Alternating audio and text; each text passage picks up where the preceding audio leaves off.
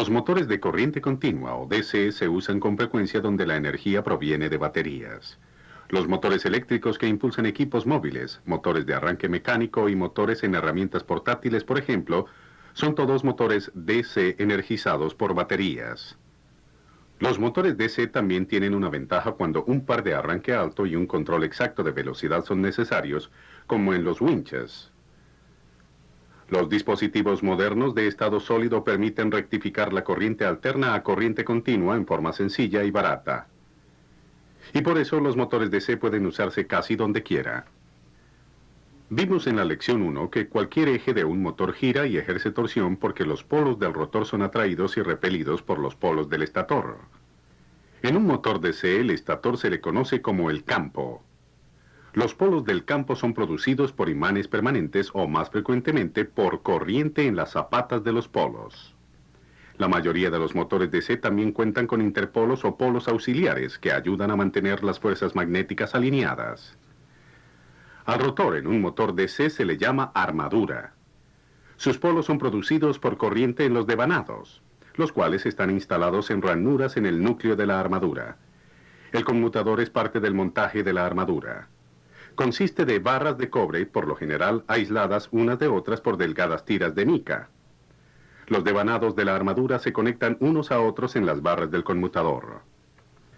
Las escobillas montadas en el conmutador conducen la corriente a los devanados de la armadura. Una escobilla es en realidad un bloque sólido de carbón sostenido por una portaescobilla y un resorte que la presiona en contacto firme al conmutador. Por lo general hay un conductor de alambre flexible conectado a la escobilla para hacerle llegar corriente. En algunos motores DC pequeños el resorte mismo actúa como el conductor. La sencilla demostración que vimos en la lección 1 tenía un magneto como armadura y un juego de polos de armadura. A medida que giraba la armadura, sus polos eran invertidos cada media vuelta. Un motor real tiene muchos devanados de armadura, cada uno de los cuales produce su propio juego de polos. Los devanados son atados en grupos para que los polos semejantes se combinen y produzcan tantos polos de armadura como polos del campo. Aunque la armadura gira, los polos de la armadura permanecen casi fijos en la mejor posición para producir la máxima torsión. Veamos cómo esto sucede en un motor simple de dos polos con solo 6 devanados de armadura. Con la armadura en esta posición, la corriente fluye en la escobilla superior. Se divide entre las bobinas a cada lado de la armadura y sale por la escobilla inferior. Produce polos en los devanados de esta forma. A cada lado de la armadura, los polos individuales se combinan. Y las bobinas trabajan juntas como un gran electroimán con un polo norte y un polo sur. La parte superior de la armadura entonces se convierte en el polo norte de la armadura y la parte inferior el polo sur. Ahora fíjense lo que le sucede a una bobina individual cuando las barras de su conmutador pasan por debajo de una escobilla y sus polos se cambian.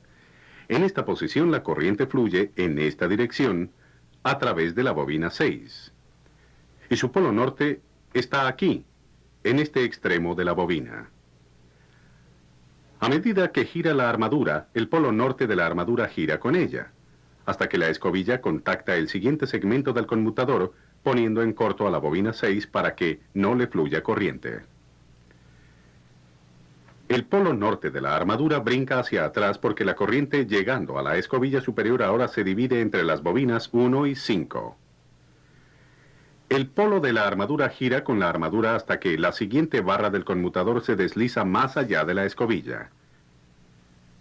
La corriente ahora fluye de nuevo en la bobina 6, pero en lugar de fluir en esta dirección como lo hizo en el otro lado de la escobilla, ahora circula en esta dirección. Su polo norte está ahora al otro extremo de la bobina y contribuye al polo norte de la armadura, tal como lo hizo la bobina 1. Debido a la acción cambiante del conmutador, los polos de la armadura siguen yendo hacia adelante y retrocediendo cuando cada bobina es primero puesta en corto y luego la corriente es enviada a través de ella en dirección opuesta. Ya que los pasos son de hecho bastante pequeños, los polos de la armadura permanecen prácticamente estacionarios entre los polos del campo. De esta manera, el par motor es uniforme y continuo. Básicamente así es como trabajan los motores de corriente continua. Existen 4 tipos principales de motores DC: en serie, en derivación, de excitación compuesta y de imán permanente. Sus características de operación, cuánta torsión y caballos de fuerza producen a diferentes velocidades y cuánta corriente consumen, los hacen apropiados para diferentes tipos de aplicaciones. Para entender por qué se comportan en forma diferente, necesitamos mirar más de cerca la relación entre torsión, corriente y velocidad en un motor DC.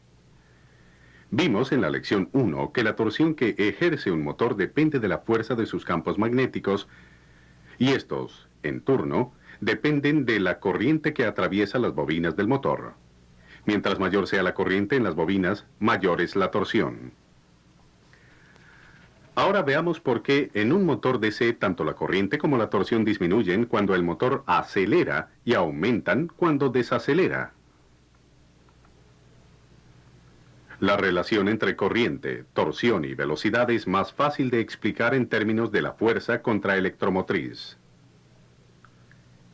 Esta fuerza es un voltaje contrario generado en las bobinas de la armadura cada vez que ésta gira en el campo magnético producido por los imanes del campo. Si recuerdan su electricidad básica, saben que un voltaje es inducido en cualquier bobina que se mueve de tal forma que corta las líneas de flujo. Así, cuando gira la armadura, voltaje es inducido en sus bobinas. Los voltajes individuales se suman a una fuerza contraelectromotriz que, sin embargo, se opone o sustrae del voltaje aplicado. Ahora, de acuerdo con la ley de Ohm, corriente equivale a voltaje dividido por resistencia. La resistencia es la resistencia de las bobinas, las escobillas, el conmutador y cualquier otra cosa por la que fluye la corriente. Pero el voltaje efectivo que empuja corriente a través de la armadura es igual al voltaje aplicado o de la fuente menos la fuerza contraelectromotriz.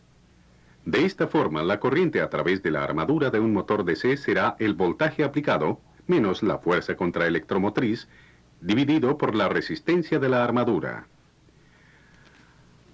Ahora, este es el punto importante. La fuerza contraelectromotriz no es constante. Varía de acuerdo con la velocidad de la armadura. Al arrancar, antes de que la armadura empiece a girar, no existe fuerza contraelectromotriz porque las bobinas de la armadura no están cortando las líneas de flujo del campo. El voltaje aplicado empuja la corriente a través de la armadura y por tanto la corriente de esta es muy alta. A medida que aumenta la velocidad de la armadura, sin embargo, la fuerza contraelectromotriz incrementa y reduce el voltaje efectivo en la armadura. La corriente hacia la armadura disminuye. Por tanto, mientras más rápido gire la armadura, menos corriente consume el motor. La velocidad del motor y la corriente también son influenciadas por la fuerza de los imanes del campo. Si disminuimos la corriente en las bobinas del campo, las bobinas de la armadura cortarán menos líneas de flujo, y la fuerza contraelectromotriz inducida disminuirá. Al revés también es cierto. Si aumentamos la corriente en las bobinas del campo, la fuerza contraelectromotriz aumentará. Estos principios básicos de operación de motores DC son importantes para entender los 4 tipos de motores DC. Debido a que cada uno es enrollado en diferente forma, la corriente, la torsión y las características de velocidad de cada uno son muy distintas. En un motor en serie, la armadura y las bobinas del campo están conectadas en serie y la misma corriente pasa a través de ambas. Veamos qué efecto tiene la fuerza contraelectromotriz en las características del motor. Como en todo motor DC, no existe fuerza contraelectromotriz al arrancar y la corriente a través de la armadura es alta. Esta misma corriente alta también fluye en las bobinas del campo. Cuando la armadura empieza a girar, la fuerza contraelectromotriz aumenta y reduce la corriente en la armadura. Pero como el campo está atado en serie con la armadura, la corriente en las bobinas del campo es también reducida. Ambos de estos efectos reducen la torsión. Por tanto, la torsión ejercida por un motor en serie cae rápidamente al comienzo, aunque la curva se endereza a velocidades normales de operación. A pesar de que la torsión cae rápidamente, los motores en serie producen una torsión excepcionalmente alta al arrancar y a velocidades bajas. De hecho, se usan cuando se requiere de alta torsión en el arranque. Como la fuerza contraelectromotriz limitará la corriente del campo cuando el motor alcanza velocidad, las bobinas del campo pueden ser enrolladas con alambre grueso de baja resistencia, como los de la armadura. Como resultado, la resistencia total de las bobinas de la armadura y las bobinas del campo en serie es muy baja. Al arrancar y a baja velocidad, antes de que aumente la fuerza contraelectromotriz, la corriente tanto en el campo como en la armadura es muy alta y produce un par motor alto.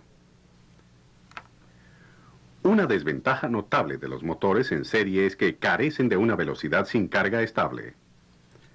Cuando a un motor se le alivia su carga, este tiende a acelerar. En motores que no son en serie, esta tendencia es opuesta por el rápido aumento de la fuerza contraelectromotriz y la resultante caída en la corriente del motor. La fuerza contraelectromotriz también aumenta en los motores DC en serie, disminuyendo la corriente del motor. Pero debido a que el campo está en serie con la armadura, la corriente decreciente en el campo tiende a oponerse a la fuerza electromotriz en aumento.